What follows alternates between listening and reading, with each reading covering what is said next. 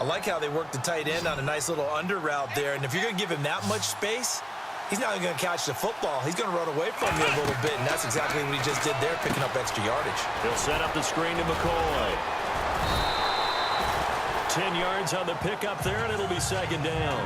Pardon, you got to like what they're doing right there. Little by little, they're getting closer. Another good pickup. Taylor to throw.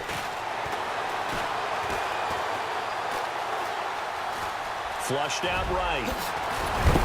And inside the 20 before he's brought down. And now the Jags defense deciding to call a timeout. It's just their first. They've got 2 more to use here in the final stages. They'll run it now out of the gun. And they'll get him down right around the 16. And now the Jags going to signal for another timeout.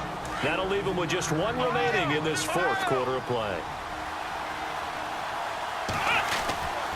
Again, it's McCoy.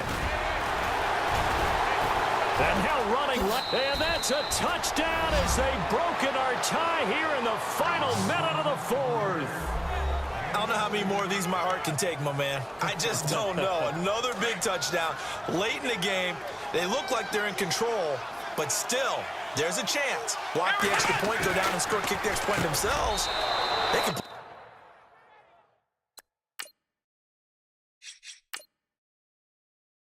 pull this one out. Yeah, but also on the sideline that just took the lead, you got to get your defense ready in the special teams unit for the kickoff coming up. Yeah, you're exactly right. Got to pull everyone together and make sure they're still focused and aren't already celebrating a win.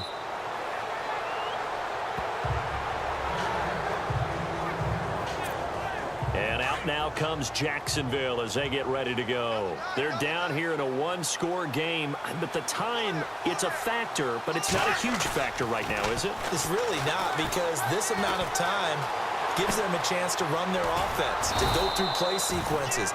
And this is what they work on every week in practice, usually on a Friday. They go over this type of a situation, late game situation. What are we going to do when we have the opportunity? They've called these plays a bunch of times. Now's their chance to execute them. Yeah, they have the opportunity now. Here's the execution. And an alley to run. And they get him down, but not before he takes it across the 40-yard line. 16 yards that time on the pickup for the Jags and a first down. He's back to throw. And he can't hang on to it. That would have sealed it. Instead, second down.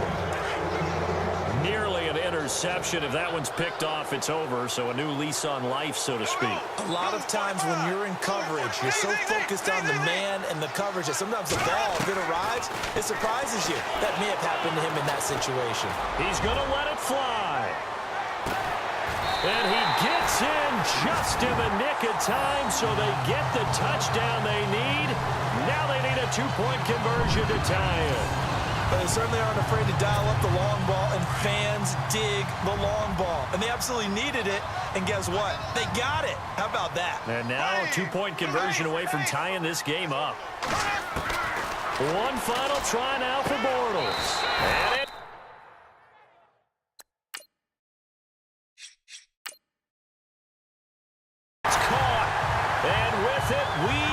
tied here in the 4th. Everything was riding on that 2-point conversion, and they got it. They got it. They now have the momentum. Time really dwindling in this game. Now their big deal is make sure they get a good kickoff and don't give up anything big on the defensive end.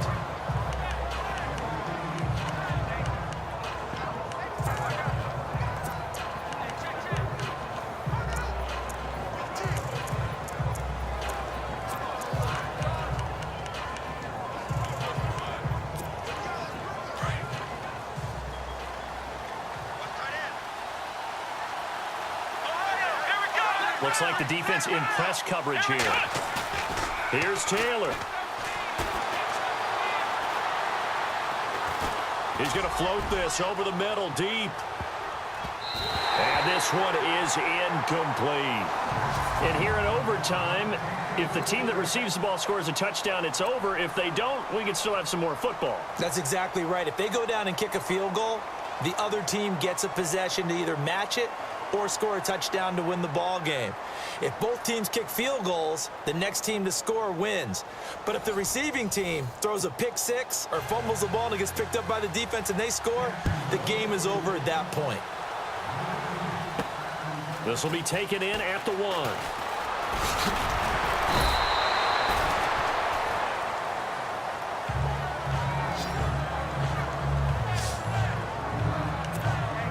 The Bills getting set to go. They're set for their first drive here in overtime, and this is where the crowd can really become a factor. They've had to battle it all day, but I know what you're saying. In overtime, that gets doubled, doesn't it? At least, because now the crowd really wants to be involved and help their team. And this is caught at the 20. And he is in for the score. And it is absolute stunned silence here as they win it on the road in overtime.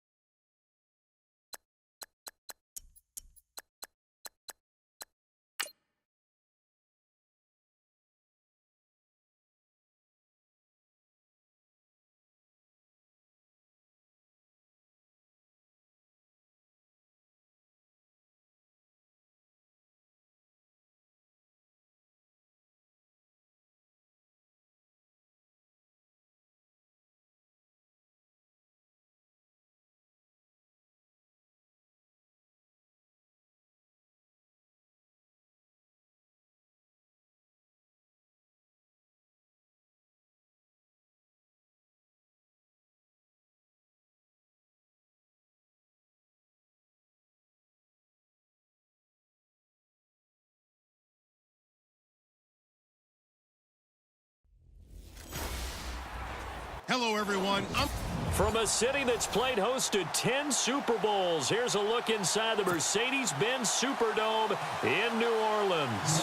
Today, we've got an NFC South matchup between the Carolina Panthers and the New Orleans Saints.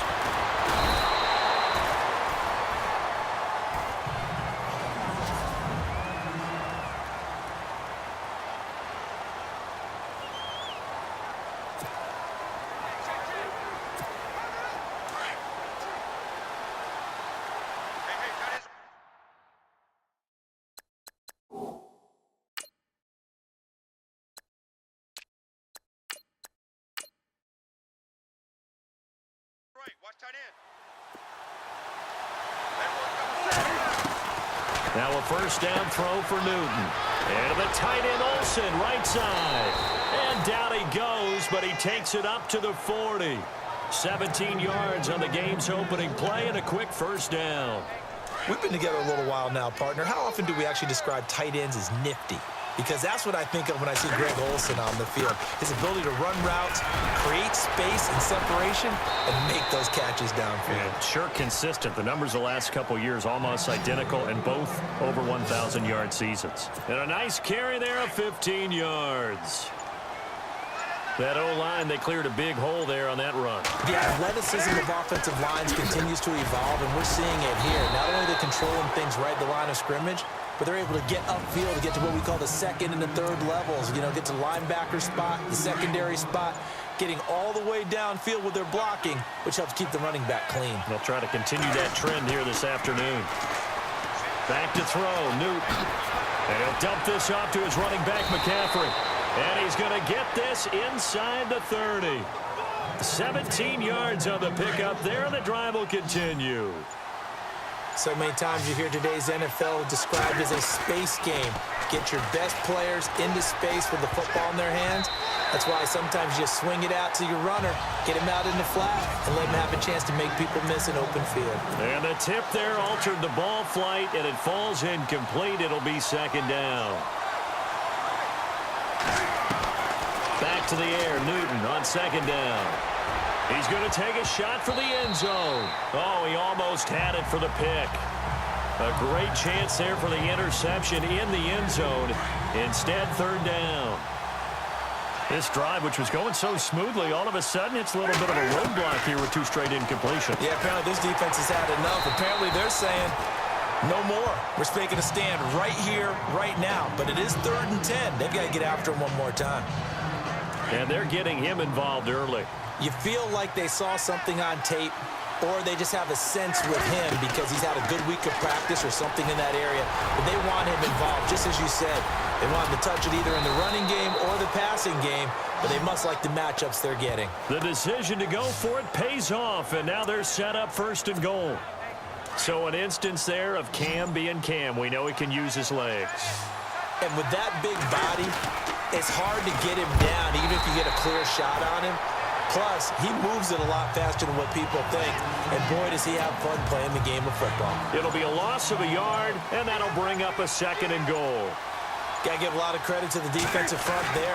They held their ground, pretty much stoned them on that play, and ended up creating a lost yardage play. Yeah, drop them from the 1 back to the 2. This close to the goal line, you got to be very careful with the offense calls rub routes. When I call a pick trying to screen you off from your coverage, does a nice job of avoiding that and helping force an incompletion. That'll make it 4th down after a loss of 1. Brandon, I know what I would do in this situation. You're on the road. It's the opening drive. You've gotten all the way down here. I would go for it. On 4th down, Newton. And it's caught.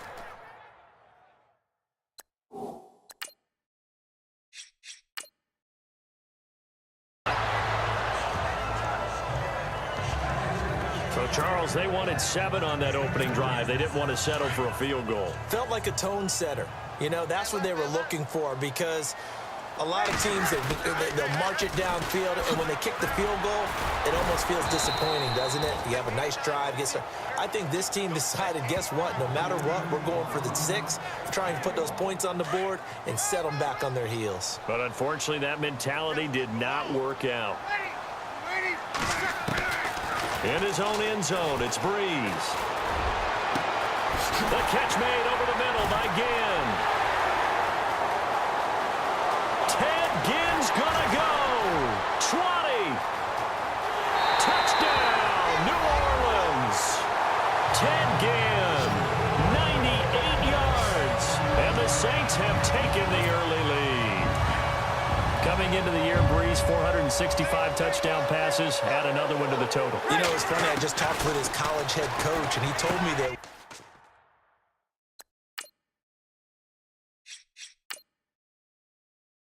Drew was a sophomore at Purdue. They weren't sure he was truly the starter, even though he started the opening game.